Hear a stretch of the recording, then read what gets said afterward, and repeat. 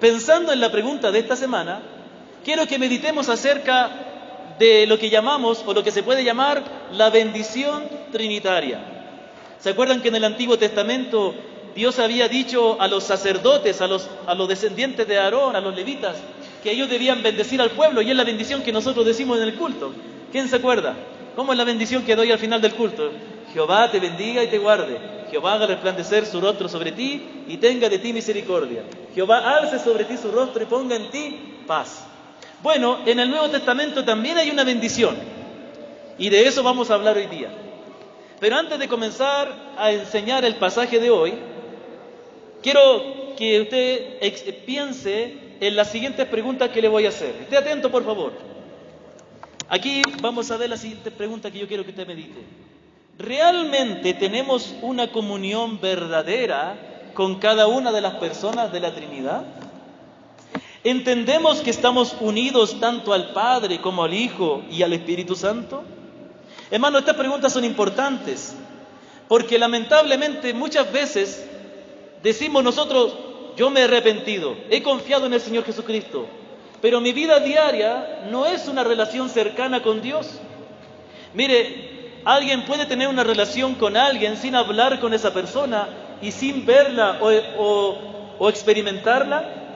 Yo puedo decir que tengo una relación buena con mi esposa si no hablara nunca con ella o no le viera a ella estando conmigo.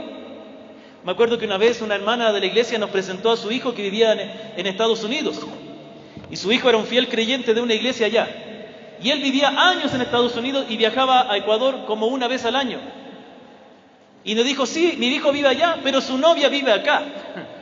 ¿Cómo decía eso yo? Él vive allá y la novia vive acá. ¿Se puede tener una relación verdadera por la distancia? Bueno, alguien podría decir: bueno, para el amor no hay distancia, pero no es el propósito de una relación estar lejos.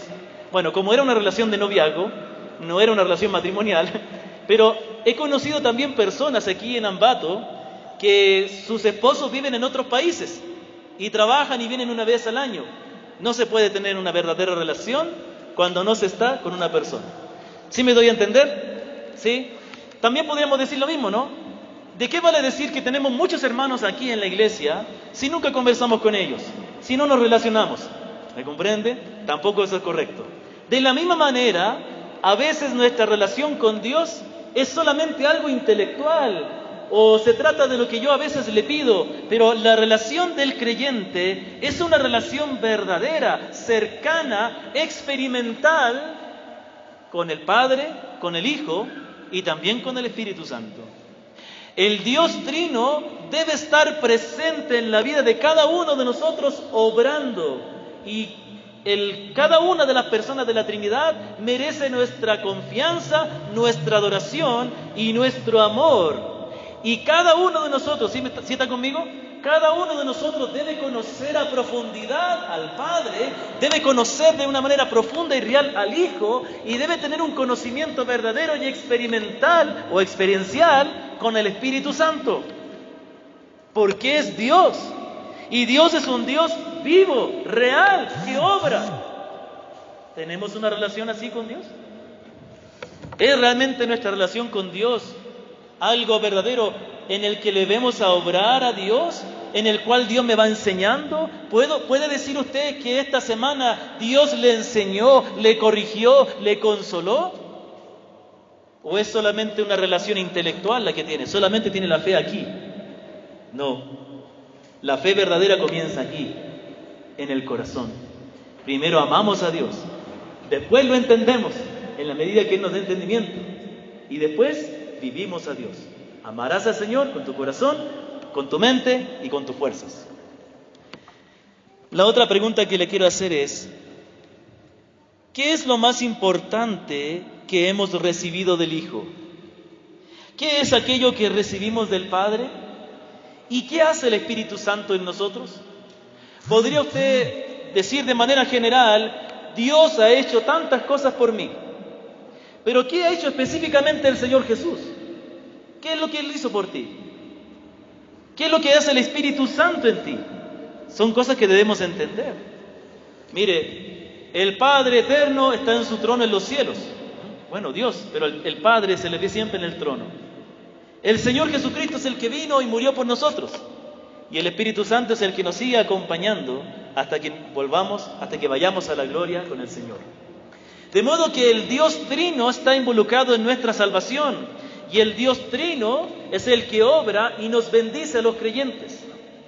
En el día de hoy, mi propósito, primeramente, es que comprendamos que la doctrina de la Trinidad es una doctrina revelada en la Escritura, pero no profundizaré mucho en eso, porque mi propósito principal esta mañana es, a través de la Escritura y exponiendo la Escritura, que todos nosotros comprendamos cuáles son las grandes bendiciones que recibimos del Hijo, del Padre y del Espíritu Santo. Para que nosotros entendamos que debemos tener una relación verdadera y esperar de Dios todo lo que necesitamos. Que la gente cuando nos vea pueda decir que Dios está con nosotros. Mire, Dios nos bendice de muchas maneras. A veces no nos damos cuenta, pero hay muchas bendiciones que vienen cuando nosotros se las pedimos, o que nosotros sabemos vivirlas, o sabemos disfrutarlas, o estamos listos para disfrutarlas en la medida que conocemos a Dios. Dios se hace real en nosotros, no porque Él no sea real, es que nosotros aprendemos a verle y a conocerle a Dios. Y en la medida que más le conocemos y aprendemos a distinguir a Dios obrando, es que confiamos más en Él y Él más obra en nosotros. Muy bien, una pregunta más, y la pregunta es esta: ¿cómo afecta mi relación con Dios en la relación con mis hermanos? ¿Sabe qué? Muchas veces la causa por la cual nos cuesta relacionarnos con otros, o nos cuesta perdonar, o nos cuesta someternos también, es porque no estamos en una correcta relación con Dios. Mire, alguien no puede decir que tiene una correcta relación con Dios si no tiene una correcta relación con las personas.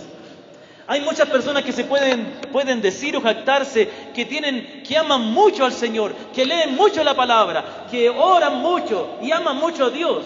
Pero si no se sabe llevar con las personas, si no se relaciona con otros, no está teniendo realmente una verdadera relación con Dios. Porque una relación con Dios transforma mi corazón y quita mi egoísmo, me hace salir de mi personalidad para parecerme a Cristo, y yo demuestro el amor de Cristo en mí, amando y sirviendo a mis semejantes. De modo que no hay tal cosa como alguien que tiene una genial relación con Dios, pero no es capaz de relacionarse con las personas. Nadie puede decir que tiene una hermosa relación con Dios si no es capaz de perdonar y aceptar a los hermanos a pesar de cómo ellos son. Nadie puede decir eso, que tiene una correcta relación con Dios, si vive una vida individualista. No es así. Amamos a Dios y entonces aprendemos a amar al prójimo. Entonces, una correcta relación con Dios, entender lo que es mi relación con la Santísima Trinidad, va a afectar positivamente, va a cambiar la relación que yo tengo con mis hermanos. Entonces vamos a ir a la segunda carta de los Corintios, capítulo 13, versículo 14. Y ahí llegamos al texto de nuestro mensaje de hoy. Y justamente este texto es lo que llamamos la bendición trinitaria. La bendición trinitaria. También damos esta bendición a veces. Es una bendición del Nuevo Testamento. Entonces, acordémonos, mientras busca el texto de 2 de Corintios 13, 14, quiero decirle que en la Biblia se enseña que es importante que los que son cabeza de familia, cabeza de una nación, bendigan a los que están debajo de ellos. Generalmente nosotros hemos adoptado la costumbre de decirle a todo el mundo: Dios te bendiga, ¿no es cierto? Bueno, no es algo malo, no nos va a caer un rayo en el cielo, pero hay que tener cuidado, porque tampoco podemos pronunciar una bendición a la ligera. Cuando nosotros decimos Dios te bendiga, estamos diciendo que deseamos que Dios bendiga realmente a la persona. Y ciertamente que tenemos que orar y bendecir a nuestros enemigos. Pero la bendición era algo muy sagrado en la Escritura. ¿Se acuerda la historia de Esaú y Jacob? Dice que ¿cuál era el hijo? Isaac estaba ya por morir y entonces le dice a su hijo Esaú que vaya a cazarle un animal y le prepare algo para después darle la bendición. Y ahí se adelanta Jacob, y Jacob recibe la bendición. Y resulta que después viene Esaú y le dice, oh, lo siento, dice Isaac, ya le di la bendición a tu hermano. Y no te queda una bendición para mí, le dice, aunque sea una pequeña. Y bueno, igual le bendice, pero de una manera menor. La bendición era algo muy importante y generalmente eran los padres los que bendecían a los hijos. Eran los sacerdotes los que bendecían al pueblo. Y en el Nuevo Testamento, las autoridades espirituales, los pastores, somos los que bendecimos a la congregación. Por eso nosotros adoptamos la costumbre de al final pronunciar una bendición. ¿Ok? Entonces, vamos entonces a entender que este texto que vamos a leer es un texto muy importante, porque es una bendición que pronuncia el apóstol Pablo al final de su carta a los Corintios. Y dice así, 2 Corintios 13:14, la gracia del Señor Jesucristo, el amor de Dios y la comunión del Espíritu Santo sean con todos vosotros. ¿Y todos dicen? Amén. Muy bien. La gracia del Señor Jesucristo, el amor de Dios y la comunión del Espíritu sean con todos vosotros, dice el apóstol Pablo. Como le digo, este versículo es muy importante porque es una bendición que da el apóstol Pablo con la autoridad que él tiene de ser apóstol. Y él le dice, él expresa lo que él anhela para ellos, pronunciando esta bendición. Pero para entender esta bendición, antes de entrar en detalle en cada una de las partes de este versículo, para poder entender esta bendición tenemos que entender un poquito del contexto en que fue pronunciada. ¿Cuándo fue pronunciada? Fue pronunciada al final de la segunda carta a los Corintios. Ahora, ¿cuántas cartas escribió Pablo a los Corintios? ¿Cuántas? ¿2? No, escribió muchas más. Pero tenemos 2. Sí, el Espíritu Santo ha querido preservar 2 de las cartas que él escribió. Pero él escribió entre 3 y 4 cartas. ¿Me comprende? Las otras no quedaron registradas porque a lo mejor no fueron inspiradas por Dios. Fueron cartas de bendición que trataban temas específicos, pero el Señor no ha querido que nosotros las tengamos. Solo ha querido que tengamos la primera, lo que llamamos la primera y la segunda, que no necesariamente tendrían ese nombre si se tomaran en cuenta toda la otra. La segunda carta de Pablo a los Corintios podría ser la tercera o la cuarta. Bueno, en la primera carta, acuérdense que el apóstol les escribe acerca de la división y el pecado que había. Pero en esta segunda carta, el apóstol Pablo va a escribir de una manera específica para defender su apostolado. ¿Sabe lo que había ocurrido? Había ocurrido algo muy triste en la vida del apóstol Pablo. ¿Sabe? Una de las cosas más tristes que puede ocurrir para un siervo de Dios es que aquellos a los cuales uno ha invertido tiempo, ha dado la palabra con amor, ha tratado de enseñar, instruir para que sirvan, se vuelvan en contra de uno. Eso es lo que pasó con el apóstol Pablo. A veces le confieso que a mí me ha pasado eso también, pero no es nada comparado con lo que le ha pasado al apóstol Pablo. Dice la palabra que habían algunos falsos maestros que entraban a las iglesias y comenzaban a descalificar al apóstol Pablo, diciendo que él no era realmente un siervo del Señor, un mensajero de Cristo. Y producto de eso, muchos creyentes en la iglesia se fueron en contra del apóstol y habían acumulado resentimiento para con él. Entonces, en esta carta, el apóstol Pablo va a defender su apostolado y las mayores pruebas que él va a dar de que él realmente es un apóstol son los sufrimientos que él pasó por llevarle la palabra. En una parte de esta carta, en uno de los capítulos, él va a mencionar todos los sufrimientos, el frío que pasó, los naufragios, el hambre, también fue apedreado, azotado de muchas maneras.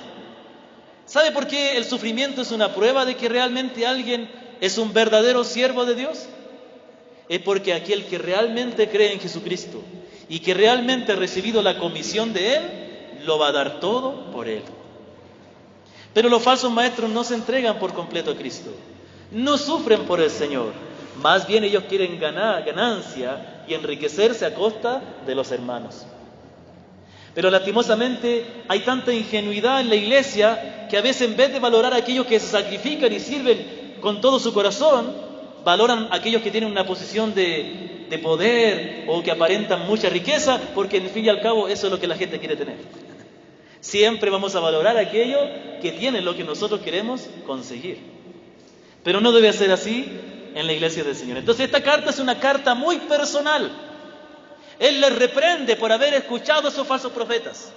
También les corrige por algunos pecados y también habla de algunas falsas doctrinas y habla de algunos temas doctrinales para afianzar la doctrina en la mente y en el corazón de ellos. También en esta carta el apóstol Pablo también manifiesta el gozo por el arrepentimiento que habían demostrado algunos hermanos. Arrepentimiento con relación a él y también por algunos pecados que estaban cometiendo. Entonces esta carta, primeramente él defiende su apostolado, pero también da gracias a Dios por la actitud que ellos han tenido en otra carta anterior que les envió, donde fue más fuerte. No se sabe si era 1 Corintios o era otra, pero ellos después reaccionaron de una manera que demostraba que estaban arrepentidos. Y por último, en esta carta el apóstol Pablo también les habla acerca de la colecta que se estaba recogiendo para ayudar a los hermanos que estaban en Jerusalén, que estaban pasando necesidad por causa de la persecución y otras cosas. Entonces, es una carta personal, donde él les corrige, les reprende, pero también les da palabras de ánimo. Incluso comienza esta carta diciendo que Dios es el Padre de misericordias y el Dios de toda consolación, que nos consuela en nuestras tribulaciones. Entonces es una carta pastoral donde él habla acerca de algunos errores, defiende su apostolado, defiende su autoridad, pero también les habla de manera personal, alentándose a que sigan en el Señor y agradeciendo a Dios por el arrepentimiento. Entonces, al final de esta carta, donde dice todas estas cosas que yo acabo de mencionar, el apóstol puede haber parecido un poco duro en algunas partes, pero después él termina con una palabra de ánimo, él termina con una palabra de amor, termina toda su enseñanza, esta carta, con palabras de bendición, porque nunca hay que olvidarse que el amor cubre multitud de pecados, como dice la Escritura. Siempre, siempre la reprensión, la corrección debe ser hecha con amor, lo cual no significa que hay que pasar por alto el pecado, lo cual no significa que no hay que mostrar la gravedad de lo que se hace, lo cual no significa que hay que ser recto, pero aún la disciplina, aún un llamado de atención es un acto de amor, porque buscamos el bien de las personas. El acto que no demuestra amor, lo que demuestra mayor falta de amor es la indiferencia cuando alguien hace lo malo, porque en definitiva le estamos dejando que haga lo que quiere y que el Señor le juzgue.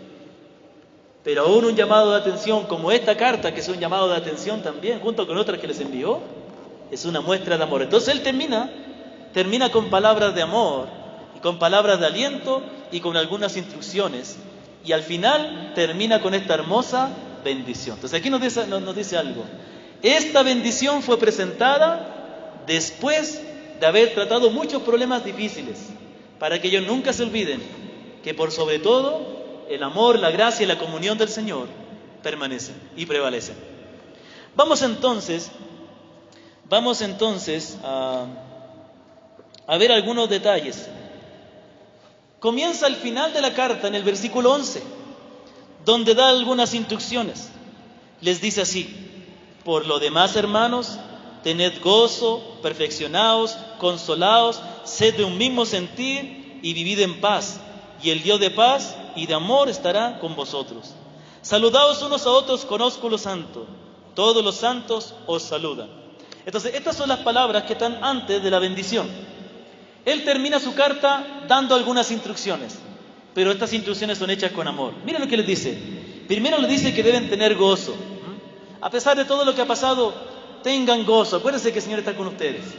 En segundo lugar, les dice, deben perfeccionarse, es decir, anímense unos a otros, enséñense unos a otros, para que se perfeccionen, crezcan, que los pecados que han habido, que los problemas que hemos tenido, les animen a seguir creciendo para cada día ser más como el Señor. En tercer lugar, le dice que deben consolarse unos a otros. ¿Por qué? Porque en todo momento la iglesia siempre tiene que enfrentar aflicciones, y también el pecado trae aflicción.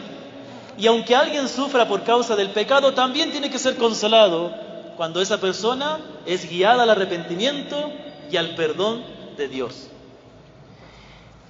En cuarto lugar, les dice que deben ser de un mismo sentir y pensar. Es decir, que deben estar en un mismo sentir, deben estar unánimes, deben procurar la unidad y que deben vivir en paz.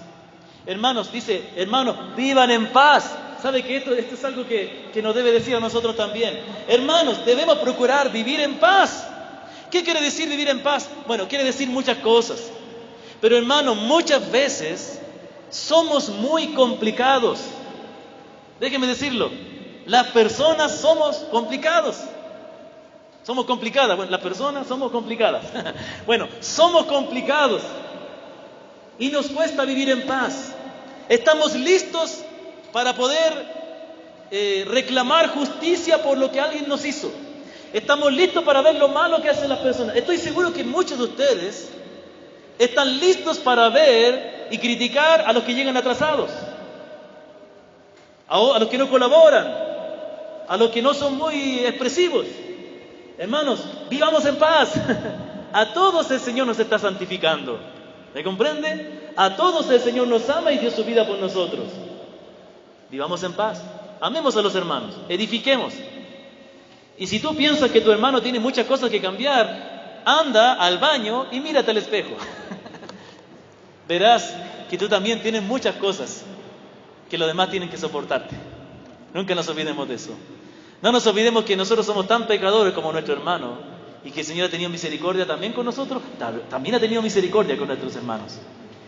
Y les asegura que el Señor estará con ellos. Y les da un mandamiento, también les dice, saludaos con ósculo santo. Interesante, ¿no? Ese ósculo significa beso, un beso santo. Bueno, en Latinoamérica tenemos la costumbre de saludarnos con beso. Bueno, ahora por la pandemia ya eso ya quedó en el pasado. Muy bien, pero ¿no es cierto? Cuando vienen, me acuerdo que yo cuando vivía en Quito, a veces venían grupos de misioneros, grupos de iglesias de Estados Unidos. Entonces uno iba a saludar a la chica y ella, entonces uno quedaba acostumbrado uno a saludarse con besos, las hermanas, los hermanos, ¿no es cierto? Pero cuando venían los norteamericanos como que... Entonces, ellos no están acostumbrados a eso, ¿no? Ellos no se saludan así. Ellos lo más que se dan en la mano.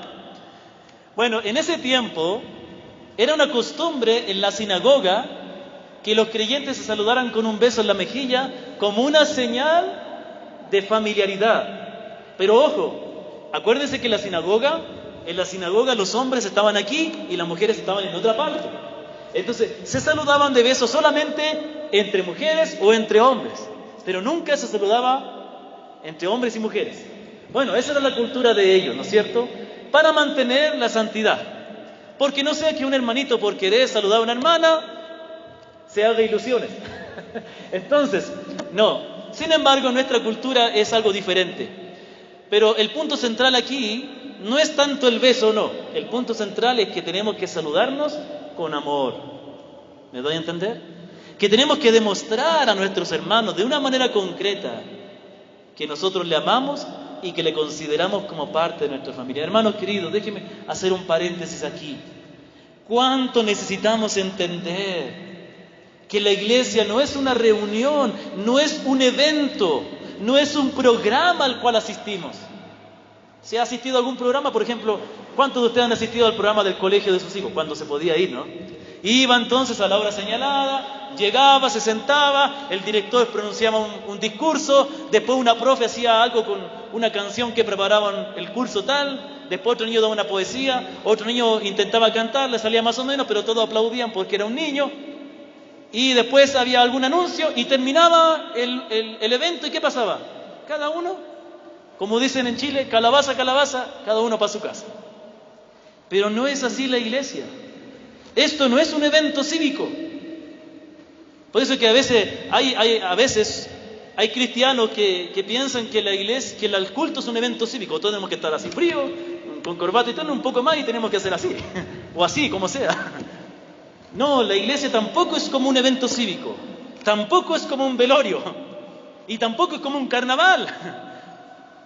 La iglesia es única, y la reunión de la iglesia es algo único. Pero escuche, hermano, ¿cuánto necesitamos entender que, mire, todos los que estamos aquí, que hemos confiado en el Señor Jesucristo como el Salvador de nuestra alma, somos familia. Todos somos familiares, somos una familia. Y como familiares no debemos ser indiferentes a nuestro hermano. Y como familia no debemos ser apáticos, ni debemos ser individualistas. Tenemos que acercarnos a nuestro hermano y compartir nuestra vida. ¿Cuántos de ustedes han llamado a otros hermanos esta semana? ¿Cuántos de ustedes han visitado a algún otro hermano? Ese no es el trabajo solo del pastor. Todos debemos amarnos y cuidarnos. ¿Entiendes cuánto estás unido a tus hermanos? Eso es algo importante. Considérenlo.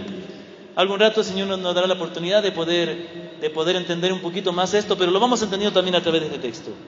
Entonces, después de dar estas instrucciones, vemos claramente que el apóstol tenía aquí un énfasis en la unidad. Mantengan la unidad, edifíquense, consuélense, vivan en paz.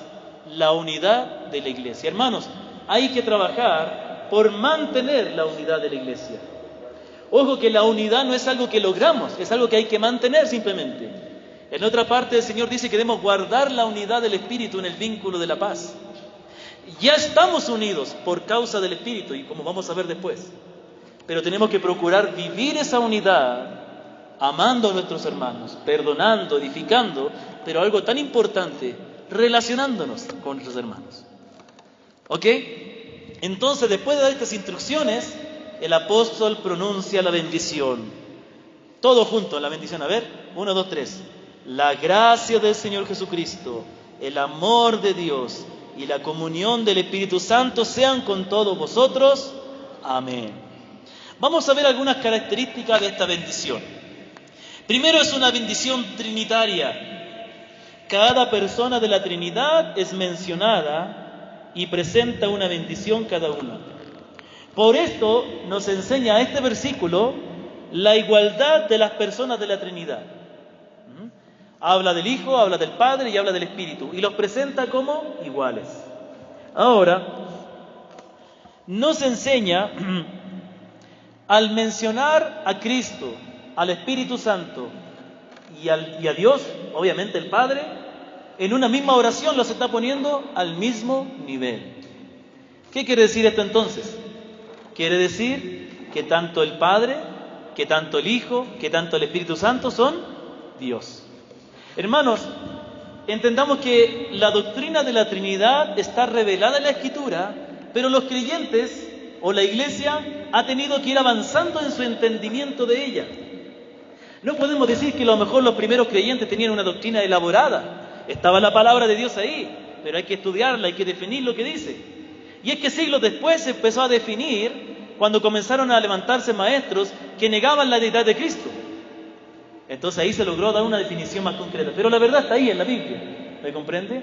Por ejemplo, ¿alguien inventó la fotosíntesis? ¿Alguien inventó la fotosíntesis? ¿Desde cuándo que existe la fotosíntesis?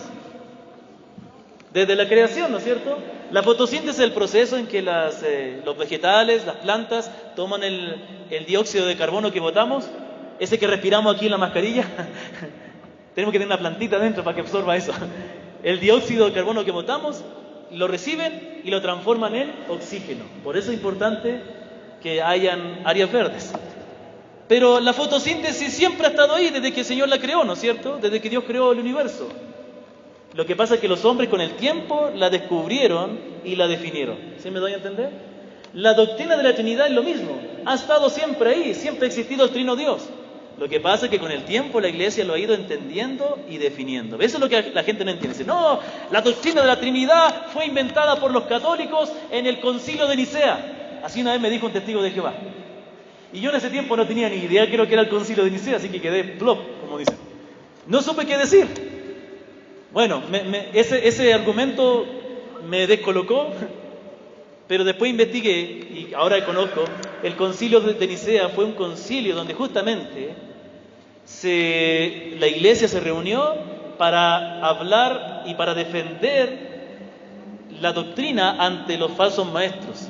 Y el falso maestro en ese tiempo era Arrio, que él negaba la deidad de Cristo, entre otras cosas. Bueno, entonces la doctrina de la Trinidad no es una doctrina católica romana, es una doctrina bíblica que la iglesia con el tiempo la ha ido definiendo, entendiendo. Eso es otra cosa, ¿me comprende? Pero siempre ha estado ahí. Entonces, claramente es una bendición trinitaria, porque las tres personas son presentadas al mismo nivel. De la misma manera que cuando el Señor dice, bautizándolos en el nombre del Padre y del Hijo y del Espíritu Santo. Y en segundo lugar, esta bendición nos enseña qué es lo que debemos esperar de cada una de las personas de la Trinidad. Sin embargo, hay que entender que cada una de las bendiciones que se presentan de las personas de la Trinidad no son exclusivas de cada una de ellas. Cuando se dice la gracia del Señor Jesucristo, no está diciendo que el Padre no tenga gracia para con nosotros, y tampoco el Espíritu Santo. Cuando dice el amor del Padre, no está diciendo que el Hijo no nos ame, o el Espíritu tampoco. Y cuando habla de la comunión del Espíritu, no está diciendo que tenemos la comunión gracias al Espíritu y no con el Padre y el Hijo. No, obviamente los tres participan de esto, pero cada uno, por así decirlo, es el que resalta en darnos eso a nosotros. Resalta que por medio de Cristo hemos tenido la gracia, por medio del Padre el amor y por medio del Espíritu Santo la comunión. Los tres son Dios, así que todos participan de lo mismo. Ahora, el orden en que está expresada la bendición es interesante. ¿A quién menciona primero? Al Señor Jesucristo. Dice, la gracia del Señor Jesucristo. Después dice el amor del Padre y después la comunión del Espíritu. Creo que nosotros todos, si hubiéramos escrito esta carta, hubiéramos dicho el amor del Padre, la gracia de Cristo y la comunión del Espíritu, porque ese es el orden que siempre se presenta, ¿no? El Padre, el Hijo y el Espíritu. Pero este mismo orden en que se menciona a Cristo primero, después al Padre y después al Hijo, no está presentado en el orden de las personas de la Trinidad, porque realmente las personas de la Trinidad son iguales en poder, en autoridad, porque son Dios. ¿Me comprende? Por ahí hay una doctrina que enseña que de alguna manera Cristo está subordinado eternamente al Padre. Es algo complicado, es algo difícil, pero la Iglesia en la historia siempre ha creído que tanto el Padre, el Hijo y el Espíritu tienen la misma autoridad. No hay ninguno por sobre otro porque es Dios. Es como diríamos que el Padre es más eterno que el Hijo. No se puede porque tienen la misma eternidad, siempre han existido, ¿me comprende? Si en el momento que nosotros decimos que el Señor Jesucristo es después del Padre, estamos diciendo que Él ya no es Dios. ¿Me comprende? Entonces, es algo complejo, pero nos muestra la igualdad de las personas de la Trinidad. Pero esta bendición está expresada de esta manera: primero el Hijo, la gracia de Cristo, el amor de Dios y la comunión del Espíritu, porque está expresada en la manera que el creyente experimenta las bendiciones de Dios. ¿Sí me doy a entender? En esta bendición, el apóstol está expresando la experiencia que el creyente tiene. ¿Cómo el creyente entra en una relación con el Dios Trino? Primero por el Hijo. Después experimenta el amor del Padre. Y después por el Espíritu experimenta la comunión con Dios y la comunión con los hermanos. Entonces, esta bendición demuestra la experiencia del creyente en su relación con Dios, en su entrada y pertenencia al reino de Dios. ¿Me comprende? Entonces, entendiendo esto, vamos a ver la primera bendición mencionada aquí. ¿Cuál es la primera bendición? La gracia del Señor Jesucristo.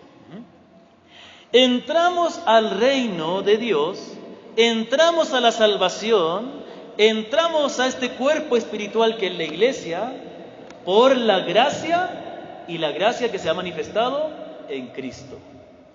Y esto es muy importante recalcar para todos los que estamos aquí esta mañana. No se entra al reino de Dios, no se consigue la salvación, no se va al cielo, al reino celestial, por nuestros méritos, por nuestra buena conducta, por nuestra bondad. Se entra por gracia.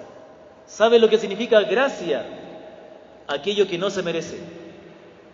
La salvación no es una recompensa a mis buenas acciones. La salvación, el pertenecer al reino de Dios, no es lo que yo recibo como pago por mis buenas obras. No, nadie merece la salvación, porque todos somos pecadores rebeldes y no hemos amado a Dios. Y ya hemos incumplido la ley, ya somos culpables. Por lo tanto, la salvación es un regalo que el Señor nos da. Es una gracia que nos es otorgada. ¿Se acuerdan cuando el Señor estaba preso y estaba preso también Barrabás? Pilatos podía soltar un preso y decidió soltar a Barrabás. ¿Merecía Barrabás salir libre? No, el que merecía salir libre realmente era Cristo, porque él no tenía pecado. Pero mira, interesante, el que merecía salir libre porque era inocente, recibió lo que no merecía, el castigo. Y el que merecía ser condenado, recibió lo que no merecía, salir libre. Esa es la gracia. Esa es una ilustración de lo que es la gracia. Barrabás, no estoy diciendo que Barrabás experimentó la gracia de Dios, no. Estoy diciendo que es un ejemplo. Barrabás recibió gracia de Pilatos, porque sin merecerlo, porque mereciendo ir a la condenación, mereciendo morir en la cruz, él salió libre. ¿Y por qué pudo salir libre?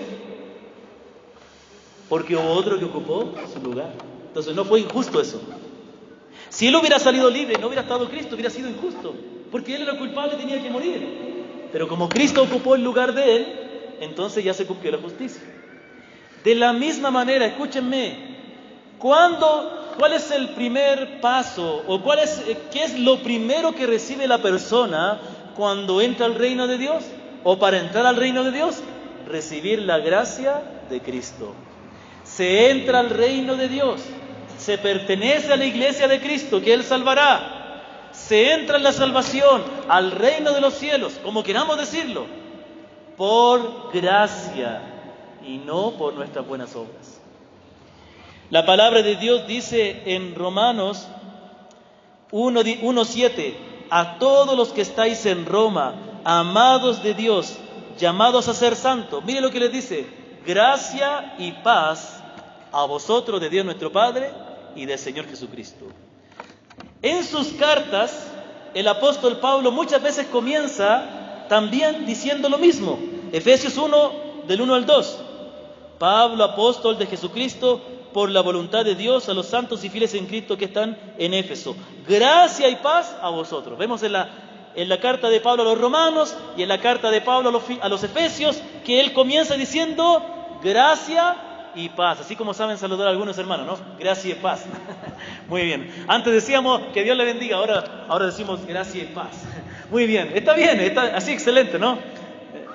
Entonces, ¿por qué está primero la gracia y después la paz?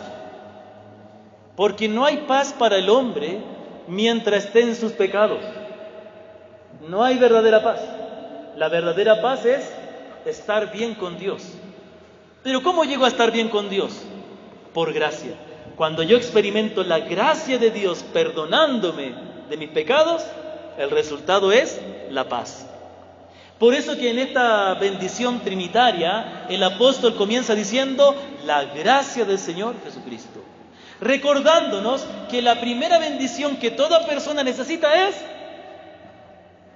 la gracia de Cristo. Pero interesante, ¿no? También el Padre nos da gracia y Espíritu, pero específicamente está diciendo la gracia de Cristo, porque es por medio de Cristo que Dios ha manifestado su gracia para con nosotros. El apóstol Pablo en su primera carta a los Corintios dice, capítulo 16, versículo 23, la gracia del Señor Jesucristo esté con vosotros. Hermanos queridos, la gracia de Dios llega a nuestra vida solo por medio de Cristo. No experimentamos la gracia de Dios por ninguna otra persona, por el apóstol Pablo, ni por Pedro, ni por María, ni por Claudio. Perdón que me ponga al mismo nivel de ellos. Por nadie. Solo la gracia viene por Cristo, porque Él fue el que murió por nuestros pecados, porque Él fue el que tomó nuestro lugar ¿Sí me doy a entender? Entonces, ¿cuál es la bendición principal que recibimos? La primera, la gracia de Cristo. La gracia se experimenta por medio de Cristo. La gracia viene del Padre, sí, viene de Dios, pero ¿por medio de quién la imparte? Por medio de su Santo Hijo, el Señor Jesucristo. Mire lo que dice la palabra en Juan capítulo 1, versículo 14 al 18, hablando de Jesús. Y aquel Verbo se hizo carne y habitó entre nosotros. Y vimos su gloria como la del unigénito Hijo de Dios, lleno de gracia y de verdad. ¿Ah? El apóstol Juan está recordando que cuando él conoció a Cristo, cuando él vio a Cristo, ¿qué vio en él? ¿Qué conoció en él? La gracia y la verdad. Y después dice, Juan dio testimonio de él y clamó diciendo, este es de quien yo decía, el que viene después de mí es antes de mí porque era primero que yo. Porque de su plenitud tomamos todos gracia sobre gracia. Gracia sobre gracia sobre gracia. ¿Qué recibimos de Cristo constantemente? Gracia. Mire, esto es importante. Continuemos leyendo. La ley por medio de Moisés fue dada, pero la gracia y la verdad vinieron por medio de Jesucristo. Entonces, ¿qué nos está diciendo aquí la palabra? Que por medio de quién se experimenta la gracia. Ese favor, esa misericordia. Bueno, misericordia es otra cosa, pero es un sinónimo. Pero esa gracia de ser perdonado, de ser amado, de ser recibido por Dios, aunque no lo merezco, por medio de Cristo. Porque Él es el Hijo de Dios, quien vino a morir por nuestros pecados y resucitó. Ahora déjeme detenerme aquí, yo quiero decirte lo siguiente. Ninguno de nosotros puede realmente conocer a Dios, puede realmente ser salvo, alcanzar la gracia, si no es por medio de Cristo. No hay gracia para el hombre fuera de Cristo. Tú puedes decir que crees en Dios, puedes decir que lees la palabra, que crees en la Biblia, pero si no has venido a Cristo, si no te has arrepentido, si no has confesado que Jesús es el Señor, si no has creído que Él murió por tus pecados, tú no has experimentado la gracia. Y sigues en tus pecados y serás condenado si no vienes a Cristo. ¿Y qué es lo que encontramos en Cristo? La gracia de Dios. ¿Qué quiere decir la gracia? Que Dios me recibe, que Dios me ama, que Dios me perdona, no porque haya algo bueno en mí, es por su gracia, porque Cristo murió por mis pecados. Hermanos, esa es la verdad en la que debemos descansar. La gracia de Dios no se experimenta solo en el momento de la conversión. En el momento de nuestra conversión a Cristo es el comienzo de experimentar la gracia para experimentarla siempre. Cristo siempre está dándonos su gracia, siempre está perdonándonos, siempre nos da lo que no merecemos, siempre nos ama. Y eso nos lleva entonces a pensar que, hermanos queridos, entendamos, la bendición más grande y la primera que experimenta el creyente con el cual entra en el reino de Dios es experimentar la gracia de Cristo. ¿Y cuándo se experimenta? Cuando nosotros arrepentidos confiamos en Él y vivimos para Él, dependiendo de Él y descansando en Él. Los creyentes de la iglesia en Corinto, a pesar de todo el pecado, las divisiones, la inmoralidad y todo lo que había, ellos debían recordar la gracia de Dios. La gracia de Dios no es una licencia para perdonar. Sí es una licencia para perdonar. No es una licencia para pecar, porque eso demostraría que en tu corazón sigues amando el pecado. Es una palabra de consuelo esta mañana para todos aquellos que verdaderamente están arrepentidos de sus pecados, que se sienten mal y están tristes porque han ofendido a Dios.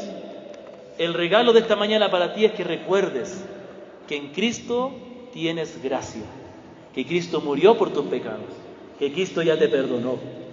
Pero si tú eres de aquellos que se deleitan en el pecado, que tú piensas que no importa lo que hagas, Dios igual te ama, déjame decirte que tú no estás arrepentido. Y no hay gracia para aquel que no está arrepentido. Para aquel que ama el pecado, lo único que le queda es seguir pecando y ser condenado por ello. Pero si Dios ha hecho una obra en ti y te ha dado ese arrepentimiento y sabes que estás mal, entonces la gracia de Dios está lista para recibirte. Y tú cuando vienes a Cristo, si estás arrepentido, si estás triste por tu pecado, no vas a recibir palabras de condenación. Porque Dios no envió a su Hijo al mundo para condenar al mundo, sino para que el mundo sea salvo por Él. Y estimado hermano, hermana, a veces perdemos el gozo de nuestra salvación porque vemos nuestro pecado, como le pasó al rey David en el Salmo 51. Devuélveme, Señor, el gozo de tu salvación. ¿De dónde viene el gozo de mi salvación? A ver, hermanos, cuando tú pecas, ¿qué es lo que te hace sentir mejor? Digamos que tú dices, yo me arrepentí, yo realmente creo que Jesucristo es el Señor. Bueno, cuando pecas, ¿te sientes mal? Si eres un verdadero creyente, te vas a sentir mal. Si no sientes nada, estás muerto, todavía eres pecador, estás en tus pecados. Pero como verdadero creyente te sientes mal, te entristeces y no te consideras digno de servirle. Bueno, ¿en qué descansa? ¿Qué es lo que te hace sentir mejor? Yo me siento mejor cuando logro enmendar las cosas y estar bien. No, eso no debe ser tu causa de gozo. Sí, está bien. Si eres un verdadero creyente, no vas a permanecer en el pecado. Pero muchas veces los creyentes se sienten mal por su pecado y lo que les hace sentir mejor es que hoy día se portaron bien delante de Dios. No. ¿Sabe lo que tiene que dar aliento? ¿Sabe lo que te tiene que hacer sentir mejor cuando lloras por tu pecado? Es que Cristo ya murió por ti. ¿Sí me da a entender? ¿Qué es lo que te debe hacer sentir mejor cuando pecas? Recordar la gracia de Cristo. Eso demuestra que realmente estás confiando en Él. Si tú dices, yo me siento mal por mi pecado, pero me siento mejor porque hoy día me porté bien, entonces estás diciendo que piensas que Dios te acepta, piensas que Dios te ama porque te portas bien. No, no es así. Lo que debe traer consuelo a tu alma es la gracia de Cristo, si es que verdaderamente estás confiando en eso. O sea, ese es el punto. ¿Realmente confías en la gracia de Cristo? Entonces la gracia de Cristo, la obra que Él hizo por ti, el amor que Él te tuvo, el sacrificio que hizo por ti, eso es lo que te da tranquilidad de que tus pecados son perdonados. ¿Amén? ¿Lo escucho aquí? La mascarilla. Ok, muy bien. Está bien, hermanos. Si no se le escucha con la mascarilla, pueden hacer así. Ok, vamos a la segunda bendición. ¿Ya? Tranquilo, hermanos. De 3 horas no pasamos. ¿Ya? El amor de Dios. El amor de Dios a nosotros no comienza en el momento en que nos convertimos. ¿Sabía usted? Alguno podría pensar que, la gracia de Cristo, entonces, cuando Cristo me perdona, entonces ahí Dios me ama. No. La palabra de Dios dice que Él nos amó desde antes de la fundación del mundo. Él ya te había amado. Mira lo que dice la palabra, Efesios 1:3. Bendito sea el Dios y Padre de nuestro Señor Jesucristo, que nos bendijo con toda bendición espiritual en lugares celestiales en Cristo, según nos escogió en Él antes de la fundación del mundo, para que fuésemos santos y sin mancha delante de Él, en amor, habiéndonos predestinado para ser adoptados hijos suyos. Entonces, ¿cómo es esto del amor? Mire, las bendiciones aquí no están presentadas en el orden en que fueron determinadas por Dios, sino en el orden en que el creyente los experimenta. El Padre nos amó desde la eternidad. Pero ¿cuándo comienzas a disfrutar de ese amor? En el momento que recibes la gracia de Cristo. Y por así decirlo, el sacrificio que hizo Cristo por ti también es la base del amor de Dios. Porque a pesar de que Dios nos amó antes de que Cristo muriera por nosotros, Él nos amó porque ya Cristo iba a morir por nosotros. De modo que la gracia de Cristo es lo que me lleva a experimentar realmente el amor del Padre. Gracias, mi hermano. Aquí, gracias. Gracias. Salud. Ahora sí, ya me devolvió la voz. Muy bien, gracias. Entonces, la gracia de Cristo me lleva no a que Dios me ame, escuche, porque Dios ya me amó, a experimentar el amor de Dios. ¿Sí me doy a entender? Una cosa es que Dios me haya amado y otra cosa es que yo experimente el amor de Dios. ¿Cuándo experimento el amor de Dios? Cuando recibo la gracia de Cristo, cuando recibo el perdón de Él. Y este amor de Dios es algo maravilloso, porque es un amor incondicional de Dios, que nunca se apartará del creyente. Mire lo que dice la palabra en Romanos capítulo 8. Por lo cual estoy seguro de que ni la muerte, ni la vida, ni ángeles, ni principados, ni potestades, ni lo presente, ni lo porvenir, ni lo alto, ni lo profundo, ni ninguna otra cosa creada nos podrá separar del amor de Dios, que es en Cristo Jesús, Señor nuestro. Mire, lo que está diciendo es que el amor de Dios nunca se apartará de nosotros. Si has sido perdonado por Cristo, si has experimentado la gracia de Cristo, dice la palabra que el amor de Dios nunca se apartará de ti. Y esto es lo que tenemos que descansar los creyentes. ¿Sabe por qué los creyentes no alabamos tanto a Dios, no nos gozamos tanto en Él? Porque no comprendemos la gracia y el amor que el Señor ha tenido para con nosotros. Dice que experimenta, no dice la palabra, porque te portas bien, entonces tienes el amor de Dios. Dice la gracia de Cristo, el amor del Padre. El amor del Padre es un amor incondicional. Nos amó a pesar de que éramos pecadores. Y podríamos decir que Él nos ama y nos puede amar a pesar de que somos pecadores, porque la gracia de Cristo nos perdonó. Pero nosotros podemos experimentar ese amor gracias a que Cristo me perdonó, pero también podemos decir que la demostración de ese amor que Dios ya nos tenía fue la gracia de Cristo. Mas Dios muestra su amor para con nosotros en que cuando todavía éramos pecadores, Cristo murió por nosotros. Esa es otra traducción, porque dice la Reina Valera, dice en que siendo un pecador, como diciendo en que siendo pecadores, no, pero más bien dicho es en que cuando todavía éramos pecadores, antes de que cambiara nuestra vida, antes de que Dios nos santificara, cuando estábamos en la condición de pecadores, Él entregó a su Hijo por nosotros, cuando éramos pecadores. Entonces el amor de Dios, mira, el amor de Dios y las bendiciones de Dios no dependen de nuestras buenas obras. Como yo compartía con otros hermanos, es cierto que cuando nosotros hacemos las cosas correctas nos va a ir bien. La palabra de Dios dice que la mano diligente será prosperada. También dice que el perezoso vendrá su pobreza como caminante. Obviamente, si tú eres negligente, si tú eres irresponsable, no esperes que el Señor te va a bendecir, porque el Señor tampoco aprueba el pecado. Pero está diciendo que a pesar de nuestra negligencia y a pesar de nuestra debilidad, porque por más diligente que queramos ser, no lo vamos a hacer completamente, es por gracia que el Señor nos ama. Y su bendición Él la da por gracia. Toda buena dádiva y todo don perfecto descienden de lo alto. No dice toda buena recompensa, todo buen premio, toda buena dádiva. Dádiva es un regalo, es una gracia.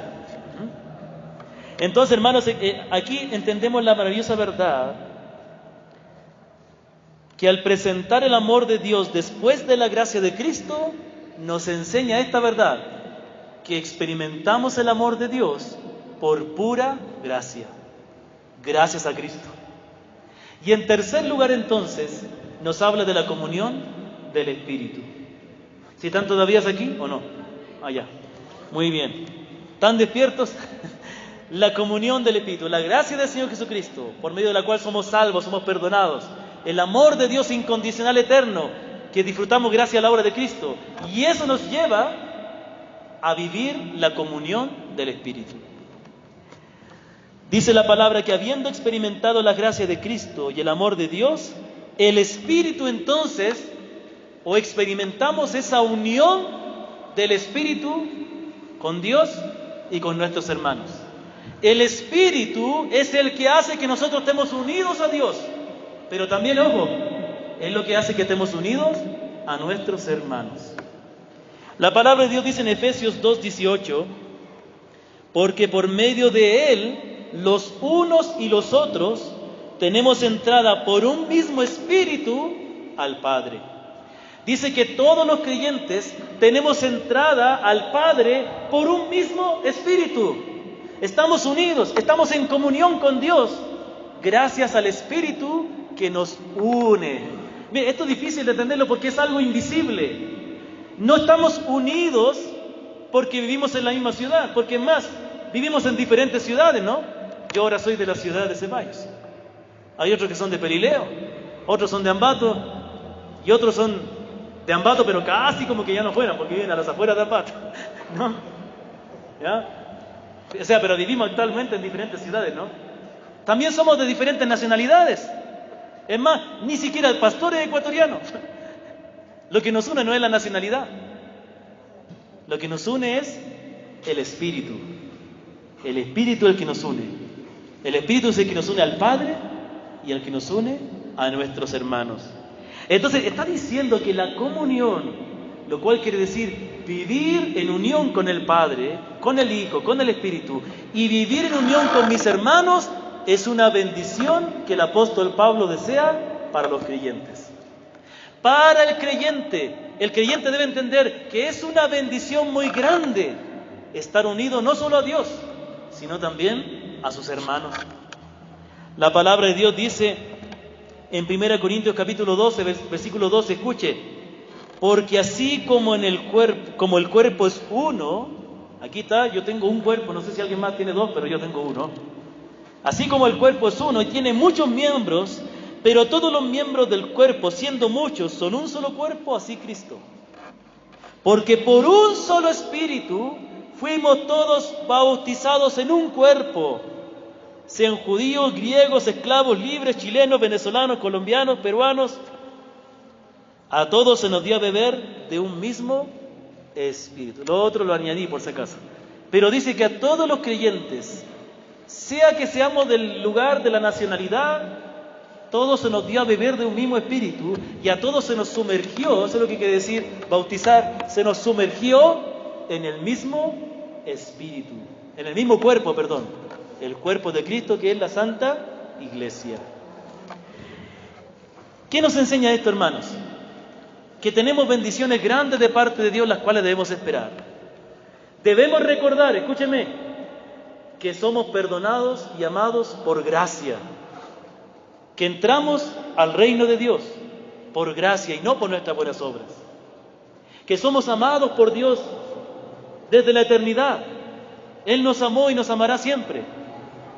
Y descansemos en esa verdad de que Dios siempre me ama. Y tercero, que podemos disfrutar de esta comunión del Espíritu, que tenemos que vivir en esa unión con el Padre, que siendo Dios tan poderoso, tan santo, tan justo, está unido a mí por su Espíritu.